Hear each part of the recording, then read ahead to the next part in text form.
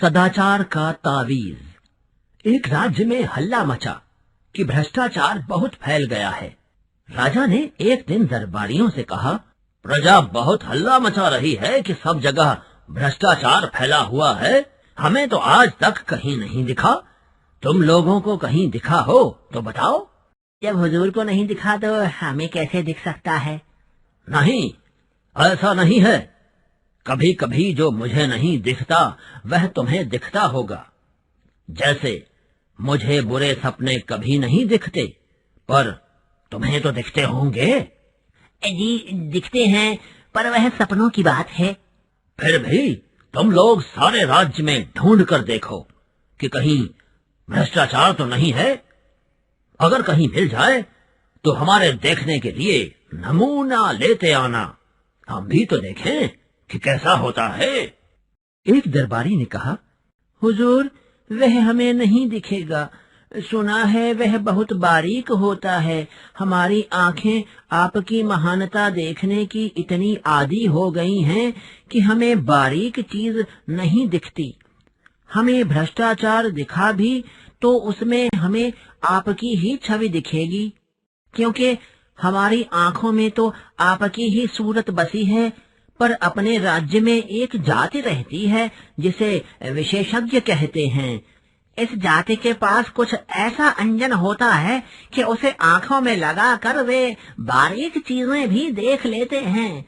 मेरा निवेदन है कि इन विशेषज्ञों को ही हुजूर भ्रष्टाचार ढूंढने का काम सौंपें। राजा ने विशेषज्ञ जाति के 5 आदमी बुलाए और कहा, सुना है हमारे राज्य में भ्रष्टाचार है, पर वह कहाँ है यह पता नहीं चलता।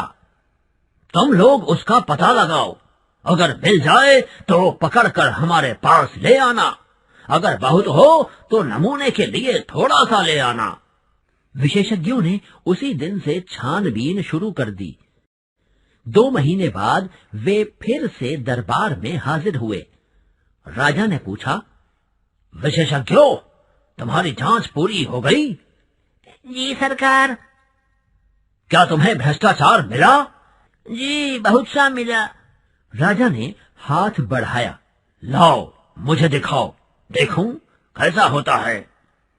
विशेषज्ञों ने कहा, हुजूर वह हाथ की पकड़ में नहीं आता। वह तो अदृश्य है, पर वह सब जगह फैला है। उसे देखा नहीं जा सकता, अनुभव किया जा सकता है। राजा सोच में पड़ गए। बोले, विशेषज्ञों, तुम कहते हो कि वह अदृश्य है और सब जगह है। ये गुण तो ईश्वर के हैं, तो क्या भ्रष्टाचार ईश्वर है? विशेषज्ञों ने कहा, हाँ महाराज, अब भ्रष्टाचार ईश्वर हो गया है। एक दरबारी ने पूछा, पर वह है कहाँ? कैसे अनुभव होता है? सिंहासन में है, कहकर राजा साहब उछलकर दूर खड़े हो गए। विशेषज्ञों ने कहा, हाँ सरकार, सिंहासन में है। पिछले माह इस सिंहासन पर रंग करने के लिए जिस बिल का भुगतान किया गया है वह बिल झूठा है। वह वास्तव में दुगने दाम का है। आधा पैसा बीच वाले खा गए। आपके पूरे शासन में भ्रष्टाचार है और वह घूस के रूप में है। विशेषज्ञों की बात सुनकर राजा चिंतित हुए और दरबारियों के कान खड़े हुए। राजा ने कहा, यह तो बड़ी चिंता की बात है।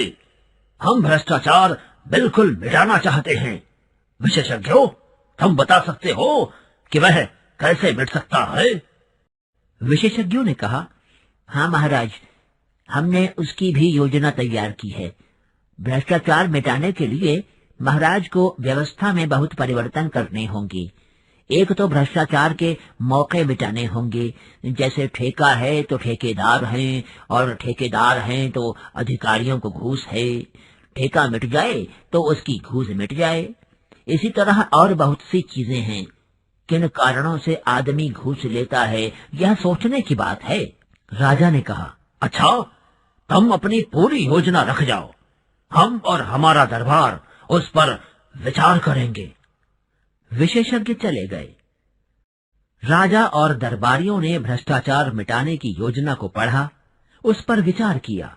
विचार करते दिन बीतने लगे और राजा का स्वास्थ्य बिगड़ने लगा।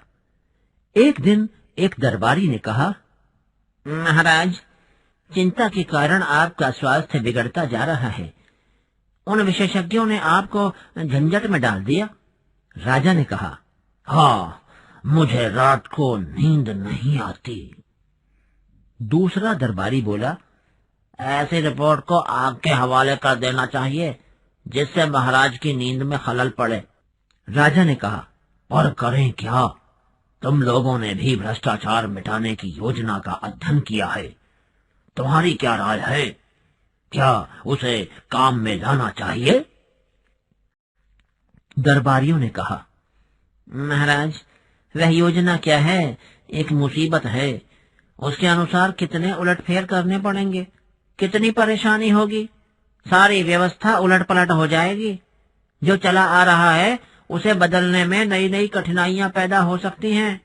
हमें तो कोई ऐसी तरकीब चाहिए जिससे बिना कुछ उलटफेर किए भ्रष्टाचार मिट जाए। राजा साहब बोले, मैं भी यही चाहता हूं, पर यह हो कैसे? हमारे परदादा को तो जादू आता था, हमें वह नहीं आता। अब तुम लोग ही कोई उपाय खोजो।